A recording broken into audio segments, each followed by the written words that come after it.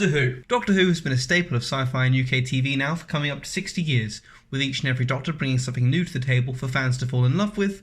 However, with the most recent incarnation of the Doctor, people have mostly loathed rather than loved. It's easy to blame Jodie for her, shall we say, less than stellar performance, and it's even easier to blame her supporting cast, who give a more wooden and stale performance than the acclaimed Plank from Ed, Edd and Eddy. But most Doctor Who fans can tell you the blame for the decline of the show falls upon the shoulders of a one Chris Chibnall. As has been well documented, Chris wanted to take the show in his own direction, which on some level has to be admired, I suppose.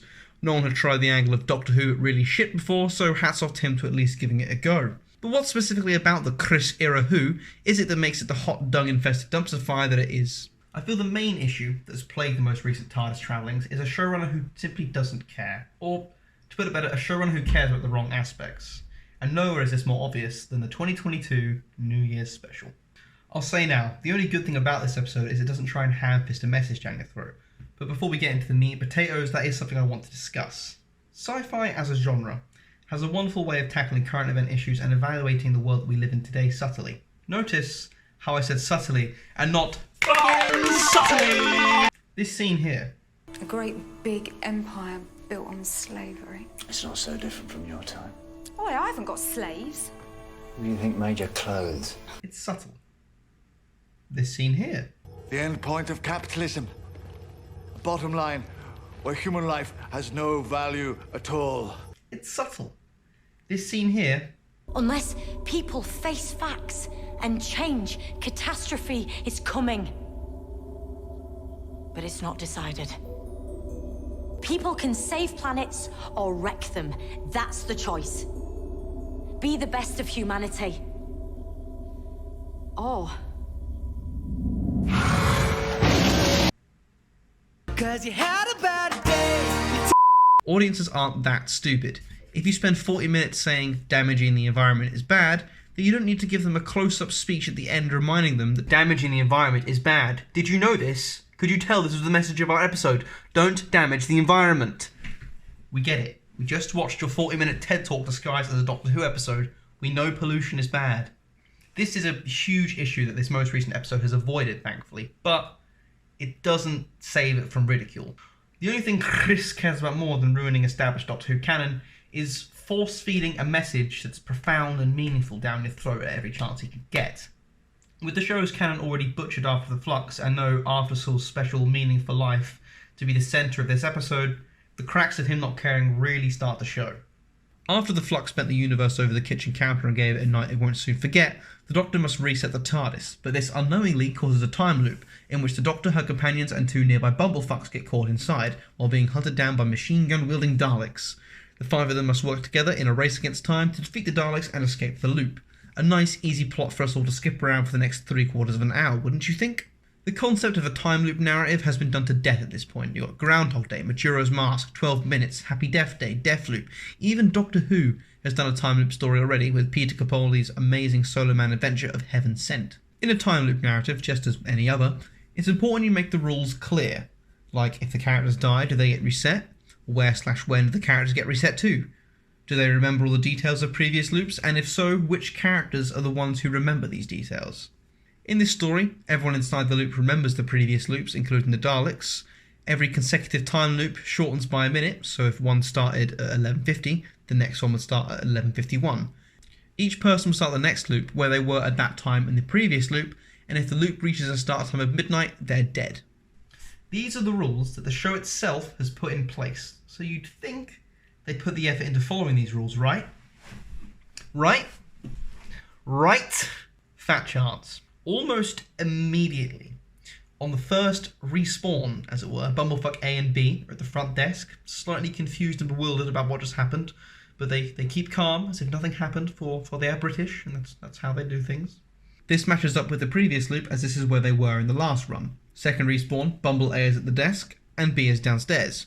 From every future respawn, this is where the two start. Surely though, given the rules had already been put in place, Bumble A would also be downstairs since that is where she was in the previous run? And not to mention, every single respawn, the Doctor and her companions are at the TARDIS, which again, they had already left that area in previous runs. This makes no sense. Let's say I'm in a time loop right now.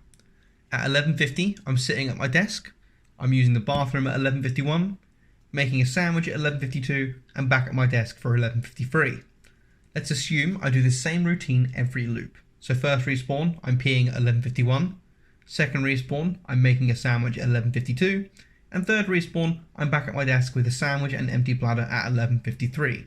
This time, we're going to repeat the exercise. However, when I respawn at 11:52 making my sandwich, I clock onto the loop and run outside. And I keep running until the loop resets at 12. When the next respawn hits, would I respawn at A, the kitchen, even though I wasn't there at 11:53 in the previous loop, B, my desk eating my sandwich even though I didn't make it last loop, or C, outside my house running since that is where I was at that time in the previous loop?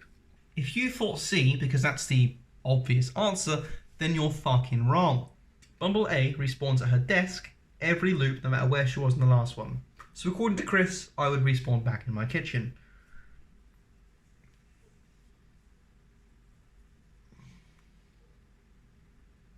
Huh? Me respawning back in my kitchen, or Bumble A respawning at the desk every time, breaks the rules that were put in place earlier. Surely she would have to start where she was at that time in the previous loop. But nope, clear plot holes everywhere they just didn't care to fix or cover up. At one point they mentioned how Bumblebee is going to be dead forever because he keeps dying at a certain time each loop. Thankfully, he escapes his death by ducking and having two Daleks shoot each other, a topic that we will talk about later. And then he immediately leaves. But he still continues to respawn in that place every goddamn time! If you make a rule, fucking follow it. And how come those two Daleks are still alive in the next lot of loops? So Bumblebee was never under the threat of permanent death anyway. It was just a story device used to set up a romance between the bitch and the stalker. A tale as old as time. Prefer unrequited or shy. That's a bit weird. So in one hand, we have no threat of death, and the other hand, we have no consistent rules. Put them together, we have a perfect recipe for a vegan story. That is, a story of no stakes. So now that we've established what makes the structure of this episode so pointless, let's get out the nitcomb and go into specifics. Dunce Daleks. We're going to start with an easy one. The Daleks, the Doctor's #1 enemy, but this time with machine gun lasers.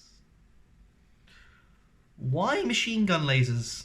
It's been well documented throughout Doctor Who's tenure that a Dalek laser kills almost anything in one hit. Adding a machine gun functionality is just putting a hat on a hat. Completely pointless. Oh, I tell a lie. It also makes their aim crap. Look at all these clips of people trying to run away from a Dalek, only to be precision shot to death. Now watch Bumblebitch run away from a Dalek with ease. I know Star Wars is this big revolutionary thing in sci-fi, but Daleks didn't need Stormtrooper aim. It's bad enough that you gave the ruthless, perfect soldier clone race Sontaran Stormtrooper aim, but Daleks too? The Daleks are meant to be this huge threat that near no one in the universe can counter, not even the Time Lords really. That wasn't until the fateful day when people discovered the technique of running around in circles and ducking. Not only is death meaningless and there's no consistent rules, the villain isn't even a threat anymore. Oh, but it gets worse. Much worse. Complete lack of chemistry. Yaz and the Doctor sitting in a tree. KM messing. Oh yes please. With only 2 episodes left before the Doctor regenerates and hopefully Yaz leaves the TARDIS for good, this show decides to blossom a romance plot. I've been watching a lot of Breaking Bad recently. Never got around to it when it first came out, but I am loving it. And it's taught me a little bit about chemistry. And I tell you what, there's fucking none here. Does anyone believe that there actually is chemistry between the Doctor and Yaz? Because I'm sorry, I just ain't feeling it. They frame it as if Yaz is in love with the Doctor, which I don't know why she would be. The Doctor has never given off vibes to show that she would invite any kind of romance. Let's jump back to Tennant for a moment. Rose and the Doctor cared deeply for each other. Not just because they said they did, you could feel it in the way they interacted with each other and spoke about each other. Martha had a one-sided thing for the Doctor, but it was clear that it was one-sided, as the Doctor was still hung up on Rose. The Doctor and Donna outright told each other from the start there was going to be no kind of romance between the two of them. Never up until this episode has there been any hint or flirting of any kind to get us invested in a Doctor-Yaz romance plot. At the most, you could tell Yaz admired the Doctor and missed having her around during the flux, but warm, fuzzy feelings of love and affection? Maybe it's my cold, dead heart talking, but I'm sorry girl, I just ain't vibing. Fuck. Ha! Just gotta stick my legs in the air, that's it. That's all I gotta do. Ow! A race against time.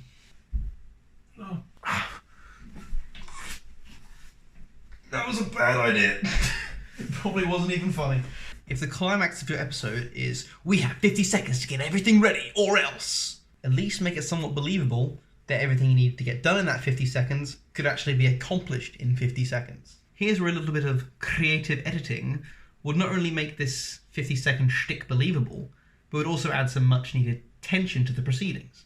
Picture this. As the second to last loop is about to end, we see a clock above the desk ticking down each second. As soon as it hits midnight, the screen cuts to black briefly. When it comes back, the screen is cut into 4 sections. At the top left is the Dr.who.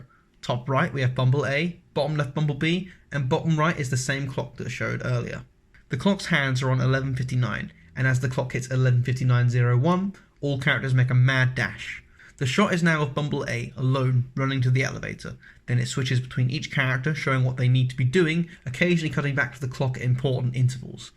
As the time gets tighter, we see more of the clock. In the last few seconds before the explosion, we get a similar edit of the 4 sections. Top left, the Dr.who rigging the explosion. Top right, Bumble A and B running down with the supplies. Bottom left, the Daleks slowly making their way down, with bottom right showing the clock again. As we get to the last 10 seconds, we see the Bumbles meet up with the TARDIS crew, and the last 5 seconds, the only shot on show now is the clock, which zooms in more and more as each second passes until it hits 11:59:50 and we hear the phone ring.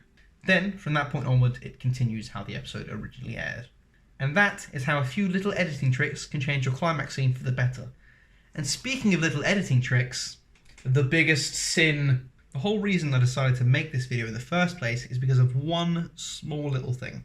1 second in an entire 45-minute video that made my blood boil. Something so simple that it would only have taken a few minutes to fix. Watch this clip and tell me if you notice it. Can you get your mum to call at exactly 10 seconds to midnight? Absolutely not. She's not doing that. Not even if her daughter's life depended on it. If our lives depend on my mother ringing me at a time I actually ask her to, honestly, we're all dead. I'll try. Look again. Ringing me at a time I actually ask her to, honestly, we're all dead. Did you see it? At 40:29 through to 40:30, they slow down a clip of the Doctor staring at Bumble A blankly as a reaction to what she had just said. Was this clip of the Doctor looking gormless really that important? I need to find out if gormless is offensive, actually. Gormless, okay. Was this clip of the Doctor looking gormless so important you had to slow down footage to get it? Maybe it's just me and my love for editing, but this stuck out to me so much. 2 of my mates and even my sister didn't notice this, but the first time I watched this episode, I played that clip back several times to make sure I wasn't going crazy. But clearly I wasn't. Not only does Jodie's face jitter in slow motion here, you can see a jacket in the background moving in slow motion. It's sloppy and it's embarrassing. This right here is what college students do when they need to fill up time on a project to reach a time goal, not the BBC. I want you to look me dead in the eyes here, Chibnall, and the BBC, and whoever edited that episode. Look me dead in the eyes. You should be fucking ashamed. This is amateurish, this is disgusting. This 1 second, more than anything else throughout your era, just goes to show you don't care about the legacy of the show, you don't care about the fans of the show, and you certainly don't care about the integrity of your craft as an artist. I can imagine some of you may be thinking, it's just a 1 second clip, what does it matter? Or, Chibnall didn't edit the episode, why blame him? And my response to that is as follows. As a creative, you should have pride in the things you make. You should strive to make them the best they can be, and you should strive to do the best that you can do. That's just my approach and belief personally. As the showrunner, he would have had to watch this final draft before it aired. So either A, he noticed it, or knows it's there, and thought no one would care, no one would notice, so fuck it, send it out. Or B, he didn't notice it, and he's shit at his job. So either he has complete contempt for the people who watch this show, or he's inept as a showrunner. Now, to quash those comments that are going to say, oh, I'd like to see you do better, watch me.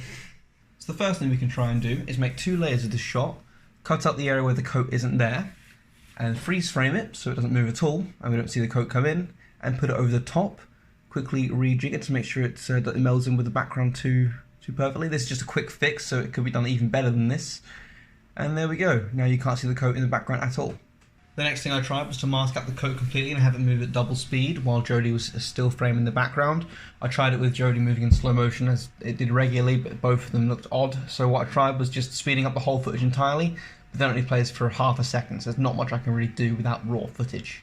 With us exhausting all we can of this 1 second clip, the only other options available to us would be to, again, find raw footage, which I don't have access to because I'm not the BBC, do a reshoot and get this one shot we need, but again, I'm not the BBC and don't have access to that, or just find another shot from the whole episode that would work here, which, let's see if we can find. There we go, this one looks pretty good. All in all, if we want to stick with the original footage they slowed down, I think the first fix is going to be the best one that we get. And just to show you how easy this was, this took me around 8 minutes to do. I haven't used After Effects in 2 or 3 years, and whilst I was doing this, I was also messing around with my mates in the background. Harry, did you put your prostate in the goblet of fire? You betcha! That took no time at all. So Russell, if you're out there and you're looking for someone to help edit on the new series of Doctor Who, call me. And that, my friends, was the Doctor Who 2022 New Year's special. A new year, a new genital wart on this once beloved franchise. The point of this video was to show you why the most recent series of Doctor Who have been extremely shoddy, and with just a little bit of effort and a little few tweaks, it could have been different. Thanks for watching. Now fuck off.